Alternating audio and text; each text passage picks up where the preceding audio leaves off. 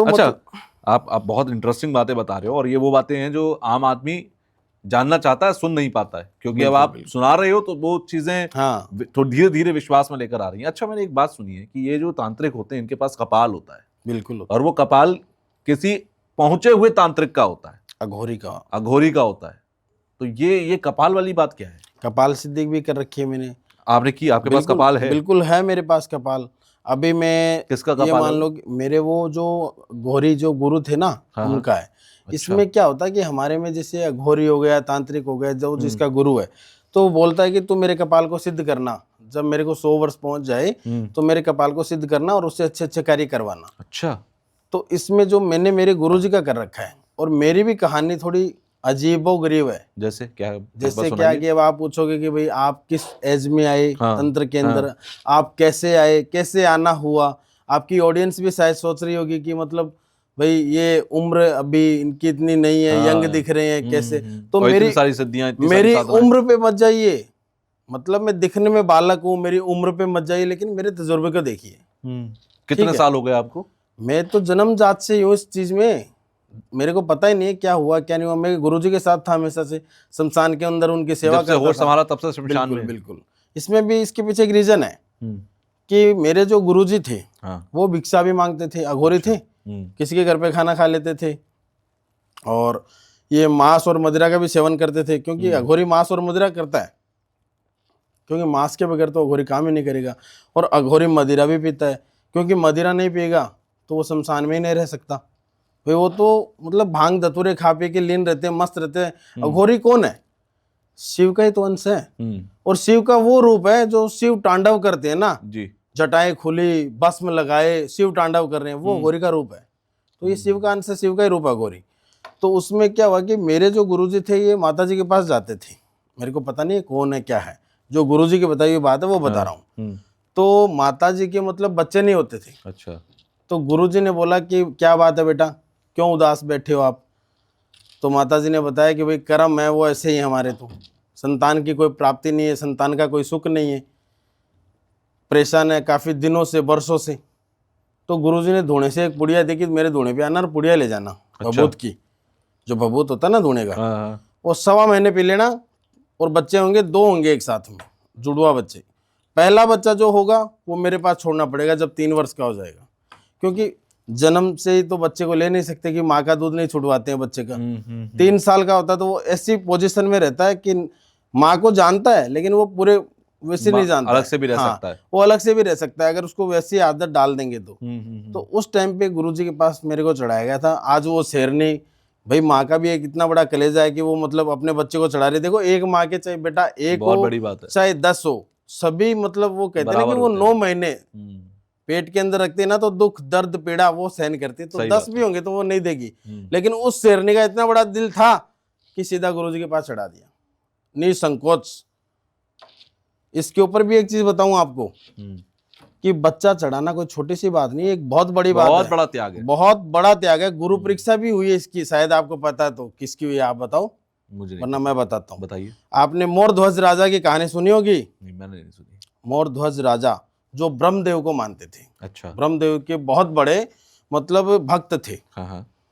तो एक बार ऐसे बात हो गई ब्रह्मदेव के साथ भगवान की कि भाई आपका ये इतना बड़ा भक्त है, चलो हम संसार के अंदर चलते हैं और आपके भक्ति की परीक्षा लेते हैं मोरध्वज राजा की, कि भाई ले लो, कोई बात नहीं है। उनके पुत्र एक ही था, रतन कंवर।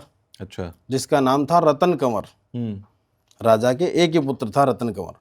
और वो राजा ऐसा था कि घर पे अगर भिखारी भी आ गया ना, तो वो मतलब हाथ का उत्तर देता, मुंह का उत्तर नहीं देता कभी कि नहीं है। हाथ का उत्तर चाहे 2 रुपए हो, चाहे 1 रुपया हो, चाहे कुछ भी हो, वो देता। वो कहते हैं ना कि मतलब उसका इतना अच्छा मन था उस राजा का कि मतलब किसी को भी, कोई भी बंदा आ गया, चाहे भिखारी आ गया, चाहे अमीर आ गया, चाहे गरीब आ गया, जिससे उससे जो हो रहा हाथ का उत्तर वो करता वो था, देता था। कारण था इसका कि वो ब्रह्मदेव का बहुत बड़ा भक्त था राजा। अच्छा। मोरध्वज राजा नाम था उसका। तो वो जो उसके गुरुजी थे और उसके साथ वाला था कि मैं नहीं मानता हूँ कि आप परीक्षा ले लो और ये परीक्षा में पास हो जाए। बोला कि इनकी परीक्षा मतलब ये बहुत बड़े भक्त हैं, ये मेरी परीक्षा में पास हो जाएंगे। बोले नहीं, हो ही नहीं सकता है। तो वो संसार के अंदर साधु का वेश धारण करके आते हैं, अच्छा। और साथ में रखते हैं अपना सिंह, शेर, उसको रखते हैं। और वो मतलब उसको जंगल में मिलते हैं तो बोलते हैं कि हमें भोजन करना है। तो बोले चलो गुरुदेव, क्योंकि वो राजा था, और राजा एक ऐसी चीज़ होती है कि वो अपनी प्रजा को भूख नहीं मरने देता है। तो वो संतों के लिए तो वो वैसे ही मतलब अपने प्राण छिड़कता था, अपनी जान छिड़कता था, तो उनको तो छोड़ ही नहीं सकता। सही बात है। तो मोरध्वज राजा क्या उनको घर पे लेके आए, हाथ धुलाए, आसन लगाया, बैठाए, पत्नी को बोला रानी को कि भाई खाना बनाओ। तो रानी ने अच्छे से, खुशी से, रानी भी अच्छी थी, एकदम खुश मन से खाना बनाया। तो खाना परोसने लगे, तो उन्होंने बोला कि खाना ऐसे नहीं खाएंगे हम। तो बोले कैसे खाओगे गुरुदेव, आप बताओ गुरुजन, हमें तो नहीं पता है, आप कैसे खाओगे। बोले कि हम खाना तब खाएंगे कि पहले आप हमारे सिंह का पेट भरोगे, मतलब हमारे सिंह का पेट भरोगे। अब सिंह का पेट, सिंह तो क्या खाता है, मांस खाता है, शिकार खाना करता है। शिकार करेगा, वो तो खाता नहीं है ऐसी चीज। तो बोले कि गुरुदेव बोलो कितना क्या मांस चाहिए, वो मंगवा दूं। राजा की क्या कमी थी। बोले ऐसा वैसा मांस नहीं खाता ये। तो बोले आप बताओ कि ऐसा मांस चाहिए जो मतलब मोहमाया में नहीं फंसा हो, संसारिक जीवन से दूर हो, उसकी उम्र कम हो। कहने का मतलब उसके बच्चे की मतलब जान गंवानी पड़ेगी, उसके बच्चे को उसके सिंह के आगे डालना है। अच्छा। अब राजा मतलब ऐसा था कि वो कभी कोई अगर बात में, क्योंकि राजा एक चीज ऐसी होती है कि राजा जो बोल देते ना तो वो पीछे नहीं हटते हैं। तो वो राजा बोला कि ऐसी क्या चीज है। तो बोले आपका बच्चा। बोलो बच्चे को आप मेरे को डाल दो, तुरंत बोला। नहीं, मैंने बोला कि जो मतलब संसारिक जीवन में ना फंसा हो, मोहमाया से दूर हो, जिसको कुछ ना पता हो, वो है आपका बच्चा। अब राजा रोने लगा, घुटने वहीं पे टिक गए उसके। तो सोच में पड़ गया कि गुरुजी को भूखा भी नहीं मतलब छोड़ सकता कि ये मतलब ऐसे चले जाएं। क्योंकि वो कहते हैं ना कि साधु संतों की तो वाणी ऐसी होती है बिल्कुल कि या तो श्राप दे देते हैं या दुआ दे देते हैं। दुआ और बद्दुआ में फर्क होता है। राजा से रंक और रंक से राजा बनने में कोई समय नहीं लगता है। बिल्कुल।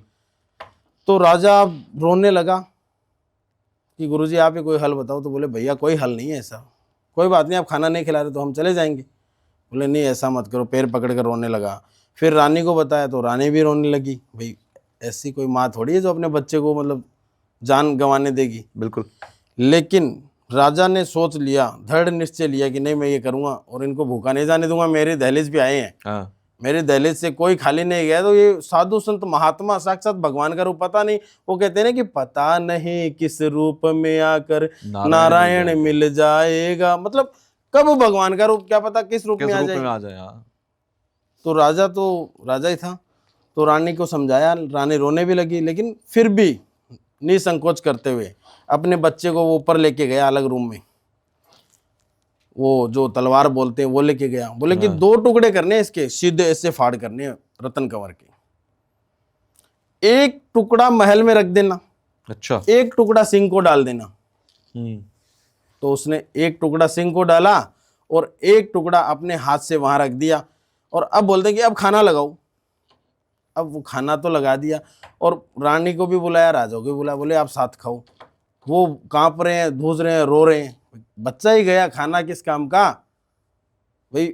एक जान गंवा दी उसके बच्चे की, माँ देख रही है सामने, तो उसको खाना या निवाला मतलब गले से उतर जाएगा? नहीं उतरेगा। बुरा हाल था रो रो कर। लेकिन वो कहते हैं कि भैया परीक्षा बहुत बड़ी चीज होती है, परीक्षा बहुत बड़ी चीज होती है। परीक्षा पता नहीं किस रूप में देनी पड़ जाती है, कैसे देनी पड़ जाती है। परीक्षा बहुत बड़ी चीज है, ये एक इम्तिहान होता है। जो बंदा पास हो गया ठीक है, अगर फेल हो गया तो ठीक है। तो वो लेकिन फेल नहीं हुए राजा, मोरध्वज राजा। उन्होंने परीक्षा दी। तो महात्मा जी का रोल जो ब्रह्मदेव ने बना रखा था, तो उन्होंने बोला कि चलो खाना खाओ। बोले कि हमारे तो नहीं चलेगा। फिर भी बोले खाओ। तो उन्होंने 4 थाली लगा दी, 2 उनकी 2 अपनी। बोले 5 लगाओ थाली। बोले 5 कौन है, 5 तो 5वां तो हमारा पुत्र था, वो आपने कटवा दिया हमारे ही हाथों से, ये हाथ भी कटवा दूं। राजा ऐसे कर रहा था। बोले 5 लगाओ थाली। कि 5 है कौन? बोले लगाओ आप। 5 थाली लगाई। और फिर राजा को बोलता कि अब है ना, यहाँ से बैठे बैठे आवाज लगाओ रतन कंवर। जैसे ही वो आवाज लगाया राजा रतन कंवर, तो सीढ़ियों से छम छम छम छम करता हुआ रतन कंवर भागता हुआ आया अपने पिता के पास। कैसे? वो एक परीक्षा थी उनकी। अच्छा। मतलब गुरु ने एक परीक्षा ली थी। हाँ। परीक्षा बहुत कि बड़ी मेरी बात चीज होती है। मानेगा नहीं मानेगा। हरिश्चंद्र राजा ने जैसी परीक्षा दी बिल्कुल। है, तो परीक्षाएं बहुत होती है।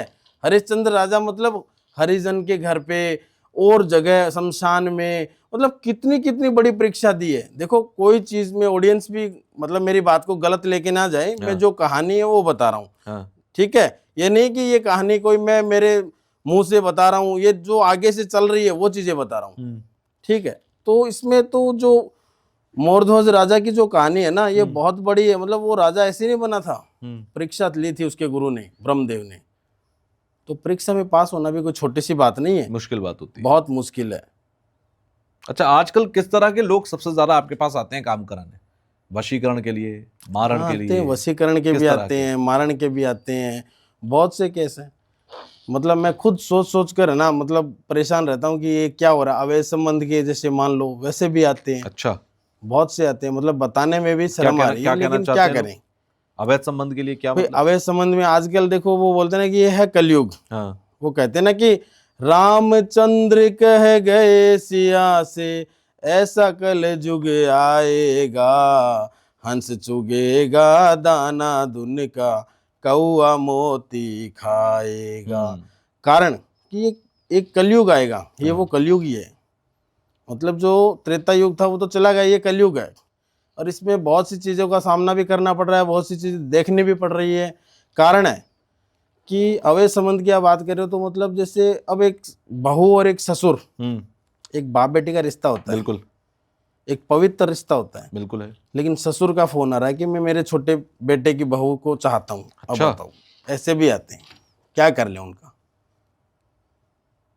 ऐसे भी केस आते हैं, वशीकरण कराना चाहते हैं, वशीकरण भी आता है। और ये हो सकता है? होता क्यों नहीं है? देखो होता सब कुछ है, असंभव को संभव करने वाला बैठा है। करवाने वाला होना चाहिए और करने वाला होना चाहिए।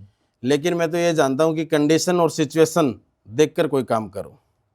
अच्छा, कहते हैं लोग कि अपने यूज्ड हुआ कपड़ा, नाखून, बाल, ये या झूठा पानी कहीं नहीं छोड़ना चाहिए, इन पर सबसे जल्दी वशीकरण हो सकता है। बिल्कुल होता है, इन पे भी वशीकरण होता है। जब महिलाएं मासिक धर्म के अंदर होती है, उनका जो पीरियड्स टाइम का जो कपड़ा होता है, उस पे भी वशीकरण होता है। अच्छा, उन पे तो बहुत मतलब खतरनाक जल्दी हो सकता वशीकरण है? होता है। हाँ, गंदी चीजों से वशीकरण होता है, अच्छा, बहुत गंदी चीजों से।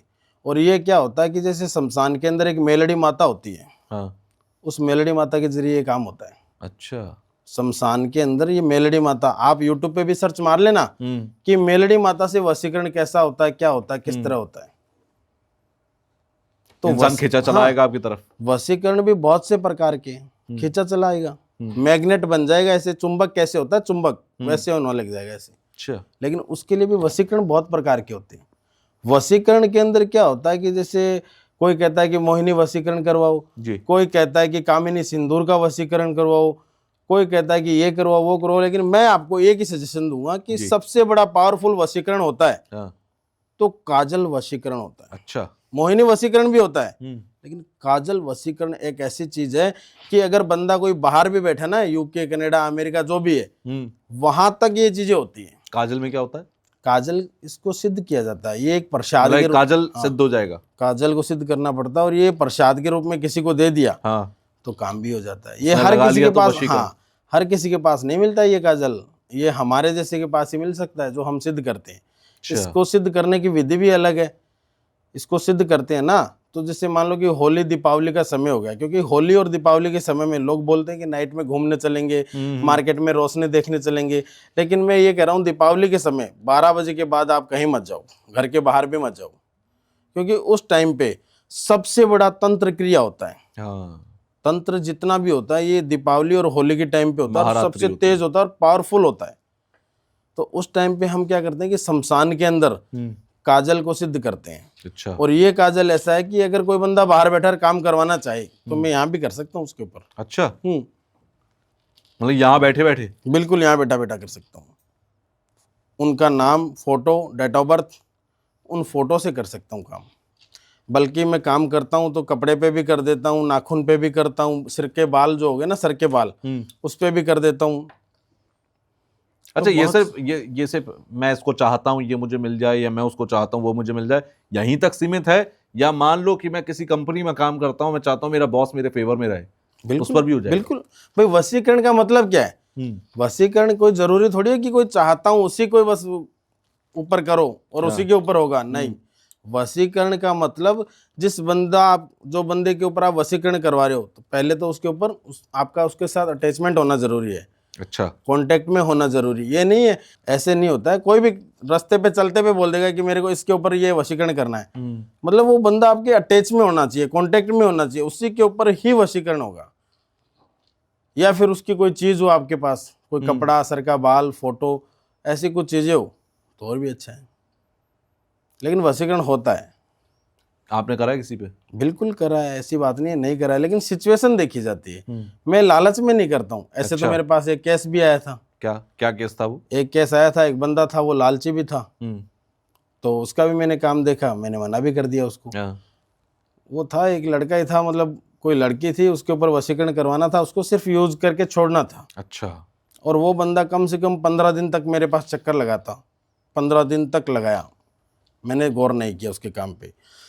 16वें दिन वो मेरे पास आया, फिर वो करने लगा कि ये ऐसे ऐसे करना है, आप चाहो जितना पैसा ले लो। पैसे की बात करें, जहां पैसा आ गया वहां मैं काम ही नहीं करता हूँ, मैं आगे बात ही नहीं करता हूँ। पैसे की बात है, मेरे को पैसा नहीं चाहिए, मैं वही पैसा लेता हूँ जो सामान सामग्री का लगता है। हमें कोई घर महल बहुत बड़े कारोबार नहीं चलाने की पैसे लें, तो जो जिसके काम में लगता है उतना तो जरूर लगेगा, फालतू का पैसा मैं नहीं लेता हूँ, मैं लालच नहीं करता हूँ बिल्कुल भी। तो वो बंदा बोला कि आप चाहे जितने पैसे ले लेना, इस लड़की को मेरे फेवर में कर दो, मेरे वश में कर दो। ठीक है। तो मैंने उसको मना कर दिया। फिर भी वो 2-3 बार और चक्कर लगाया, तो मैं चाय पी रहा था एक बार, तो मैं 5-10 मिनट चाय में लगाता हूँ, आधा घंटा लगाया मैंने। फिर उस बंदे को बुलाया और उसको मतलब कुछ ऐसी ऐसी बातें सुनाया, और उसके सामने पैसे मैंने रख दिए कि उठा जितने चाहिए और वो लेके निकल जाओ, दोबारा मत आना यहाँ पे। डर गया, भाग गया वहां से। तो ऐसे केस भी आते हैं। मतलब कोई लगता है ना मेरे को कि भाई ये लालच कर रहा है, उसका काम मैं बिल्कुल भी नहीं करता हूँ। देखता हूँ, मैं सिचुएशन देखता हूँ कैसी है। अब जैसे किसी के ऊपर कोई प्रेत है, अब बहुत सारे लोग ऐसे होंगे जो अभी देख रहे होंगे, किसी के घर में किसी को लगता है कि अरे इसके ऊपर कोई साया है, कोई नेगेटिव एंटिटी है इसके ऊपर, कोई प्रेत है, या रात में ये अजीब सी हरकतें करता है, तो क्या ये किसी ने किया होगा तभी है, या ये किसी चलो के ऊपर यूं ही इसके आ जाता ऊपर है? भी एक चीज बता देता हूँ आपको। अभी लेटेस्ट ही मैटर है मेरे पास, ये जो आया है दिल्ली का ही मैटर था। अच्छा। और करीबन हो गया इसको, लगभग भी मानते हो तो 2.5 से 3 महीने का मैटर है पहले का। 4 लड़के थे, एक था उनका ड्राइवर, और गाड़ी में जा रहे थे कहीं घूमने के लिए, तो रात को होटल में रुकी। चारों शरारती थे। उनमें एक लड़का समझदार भी था, उम्रदराज भी था, तो वो थोड़ा सा मानता भी था सारी चीज़ों को। ड्राइवर है तो ड्राइवर तो कभी किसी से डरता भी नहीं है, क्योंकि ड्राइवर लाइन ही एक ऐसी होती है। तो वो तो अपना होटल में रूम लिया, सो गया, खाना बना जो भी खा के। अब जो 3 और लड़के थे ना, वो शरारती थे, कभी घूम रहे हैं इधर उधर, कभी कुछ खा रहे हैं, कभी मान लो आजकल ये माहौल ही ऐसा है, ऑनलाइन का ज़माना हो गया, जोमेटो से कोई कुछ मंगा रहा है, पिज़्ज़ा मंगा रहा है, कोई बर्गर मंगा रहा है, कोई डोमिनोज से मंगा रहा है, तो ऐसा ऐसा कुछ मैटर था।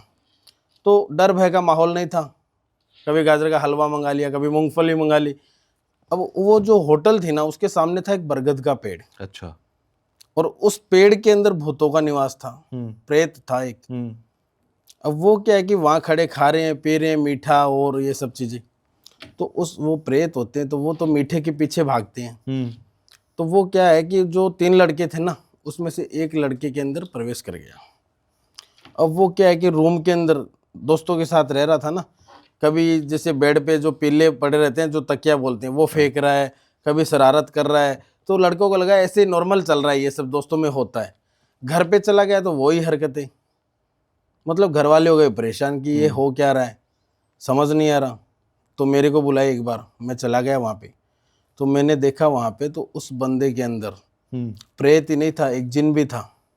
अच्छा। 2 एंटिटियाँ थी एक साथ में, और बुरी तरह वो बुरी हरकतें करता था, हंसता था, कभी रोता था, कभी उछल रहा है, कभी कूद रहा है, मतलब ऐसी ऐसी हरकतें कर रहा था कि मैं खुद देखकर परेशान हो गया कि ये है तो क्या है। अच्छा। तो फिर उनको भी मैंने जैसे कैसे सॉल्व किया, उन चीज़ों को उतारा बोतल के अंदर। उनका एक उतारा भी लगवाया चौराहे पे, जो भूत बाधा का उतारा होता है वो भी लगवाया मैंने, और उसको मैंने दूर किया। आज वो तीनों बच्चे अच्छे हैं, स्वस्थ हैं। अच्छा, ये आपने बोतल का जिक्र किया, पहले पिक्चरों में हम देखते थे कि भूत पकड़ा और वो बोतल में बंद कर लिया, तो ये बोतल में सच में बंद हो जाता है? होता है भाई, भूत है वो, कोई इंसान थोड़ी, वो तो एक आत्मा ही तो है। तो जैसे बोतल में ही क्यों बंद करते हैं? कारण है इसका भी। आत्मा दो प्रकार की होती है। हाँ एक तो होती है दुष्ट आत्मा, हाँ। और एक होती है अच्छी आत्मा। तो इसमें बोतल के अंदर इसलिए पकड़ा जाता है कि उसको पूछा जाता है कि तेरे को सिद्ध करूं या तेरे को मतलब खड्डे के अंदर गाड़ दूं। अच्छा होगा तो वो अच्छे कार्य करेगा, बुरा होगा तो वो फिर चीजों को मतलब हानि करेगा, मनाही करता रहेगा, विकराल रूप दिखाएगा, गुस्सा करेगा।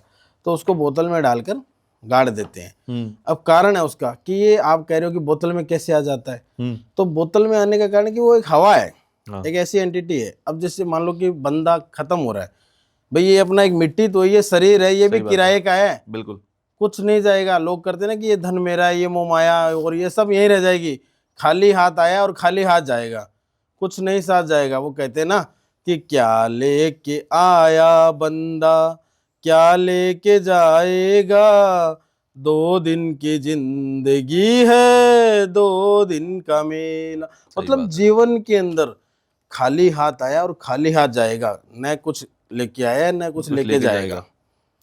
तो धन दौलत के पीछे ना भागे। वो कहते हैं ना कि समय से पहले और भाग्य से ज्यादा किसी को नहीं मिला है और नहीं मिलेगा। सही बात है। तो वो जो चीजें होती है उनको हम उतारते हैं, क्योंकि एक जैसे शरीर होता है, इससे हंसला निकलता है, जिसको बोलते हैं ना हंसला, आत्मा। जैसे मतलब भाई हंसला जो जी निकलता है इंसान का, अंत समय आता है, प्राण त्याग रहा है, तो हमें दिखाई देता है। लेकिन आजकल यूट्यूब में फोटो में आप देखते हो कि भाई उसके प्राण निकल रहे हैं, और जो मतलब मान लो कि ये प्राण लेके जा रहा है, मतलब यमराज जो प्राण लेके जाता है, तो वो कैसे लेके जाता है? एक हंसला ही तो निकलता है मुंह से, आवाज निकल गई, बंद हो गई, हवा निकल गई, बस हवा निकल गई, सांस रुक गया, खत्म हो गया।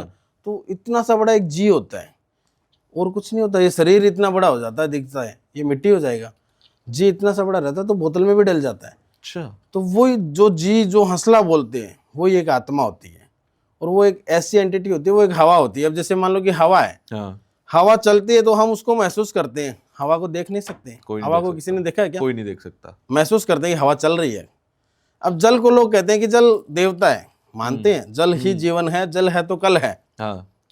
और जल के अंदर देवता किसी ने देखा है क्या कि जल के अंदर देवता है? लेकिन जल को शुद्ध मानते हैं, पवित्र मानते हैं कि जल ही जीवन है और जल देवता है। तो वैसे ये चीजें होती है, आत्मा भी होती है, और बोतल के अंदर भी डालते हैं इसको।